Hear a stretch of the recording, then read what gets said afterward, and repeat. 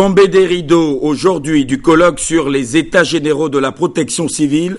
Le thème général, protection civile gabonaise pour une gestion efficace et efficiente des catastrophes. Durant 3 jours, les experts ont planché sur la question.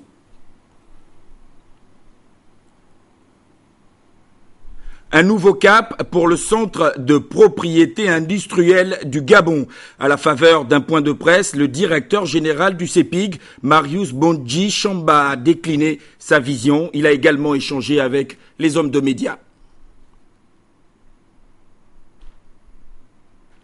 Vers le tout numérique à l'orée 2015, les installations et matériels de Gabon Télévision à la maison Georges Rawiri ont été visités par le groupe chinois StarTimes.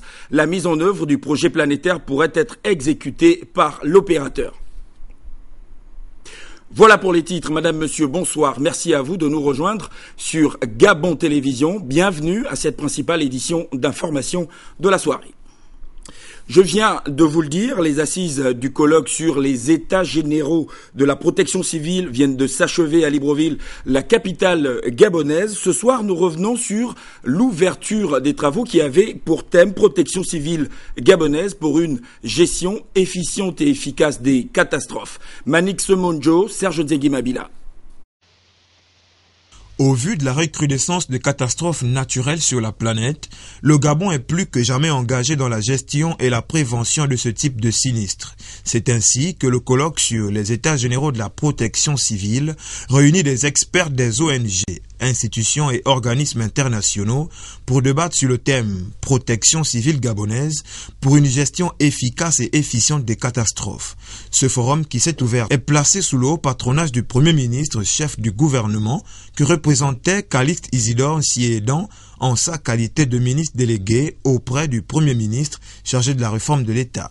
Le ministre de l'Intérieur représenté a pris la parole en premier pour souhaiter que le forum porte ses fruits. Aujourd'hui, le Gabon, à l'instar des États africains, reconnaît de plus en plus la nécessité de réduire de façon méthodique l'impact accru des catastrophes. Autrement dit, il s'agit maintenant de créer et de renforcer des institutions, des mécanismes et des moyens permettant de mieux faire face aux catastrophes. Par la tenue de ce forum, nous manifestons la détermination à rompre avec les pratiques passées et tourner une nouvelle page sur la gestion des catastrophes. Le coordonnateur résident des Nations Unies a montré le soutien de l'organisme qu'il représente avant que le représentant du Premier ministre ne prenne la parole enfin. Nous féliciter de l'initiative de la Direction générale de la protection civile en fondant de grands espoirs sur une prise en compte optimale des plans et ressources disponibles et une plus grande définition des cadres d'intervention de toutes les parties prenantes à la mise en œuvre d'une protection civile efficace. Au regard de la qualité des experts participants, je ne doute pas de la pertinence des résolutions que vous prendrez au cours de ces travaux. C'est donc avec le sentiment que les présentes assises atteindront leurs objectifs que je déclare ouverts les états généraux de la protection civile. Aussitôt ouverts, les travaux sur les états généraux de la protection civile ont commencé en atelier répartis en 2 principaux thèmes relatifs au thème général du colloque. Lutte contre la corruption et le blanchiment des capitaux. La Commission nationale de lutte contre la corruption et l'enrichissement illicite est à pied d'œuvre pour élaborer la stratégie nationale. L'atelier en cours concerne le secteur de la justice. Ludwin Kavu, Médaringang. Secteur clé de notre administration dans l'élaboration de la stratégie nationale de la lutte contre la corruption et le blanchiment des capitaux du Gabon, tel est le principal objectif que se fixe la Commission nationale de lutte contre la corruption et l'enrichissement illicite. Je vous invite donc à approfondir vos réflexions, à faire preuve d'audace et d'imagination dans vos propositions et recommandations, afin que nous parvenions à des conclusions pertinentes pour l'élaboration d'une réelle stratégie. Elle requiert de ce fait l'attention de toutes les composantes de la société, à savoir les pouvoirs publics, le secteur privé, la société civile et les citoyens. Les juristes et autres agents de la justice, secteur important, invités à participer à l'atelier ce jour, sont entretenus sur les objectifs, le programme et les normes de la rencontre, ainsi que sur les enjeux de la lutte contre la corruption et le blanchiment des capitaux. Prévu pour durer 2 jours, cet atelier vise donc à recueillir les contributions des participants pour, enfin, établir un état de lieu et un diagnostic de la lutte contre la corruption et le blanchiment des capitaux au Gabon. Nous en parlions déjà hier, vous le savez, le Premier ministre chef du gouvernement Raymond Ndongsima était face à la presse nationale et internationale. Actualité oblige, entre autres sujets évoqués, la situation administrative des agents de l'administration publique. Un peu plus de 3 mois après ses premiers 100 jours à la primature, Raymond Ndongsima, le Premier ministre chef du gouvernement, s'est invité une nouvelle fois à l'exercice du face-à-face avec les hommes de médias. Parmi les sujets évoqués, la régularisation des situations administratives des agents de l'État. En réalité, l'examen de ce dossier a révélé que près de 47 000 dossiers étaient concernés.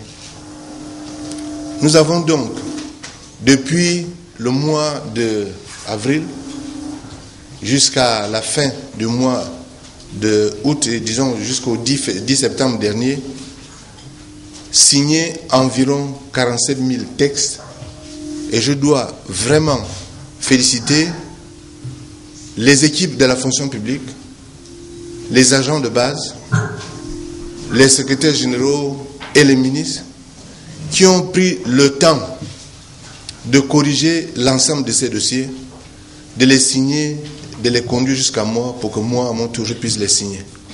80% des dossiers en attente ont été régularisés. Mais la problématique de la masse salariale et le projet Rappel Zéro restent de mise. L'estimation que le ministère de la fonction publique et du budget fait aujourd'hui est que les 47 000 dossiers que nous avons traités, les rappels associés à la correction administrative de ces 47 000 dossiers, vont probablement s'établir dans une fourchette comprise entre 180 et 200 milliards de francs CFA.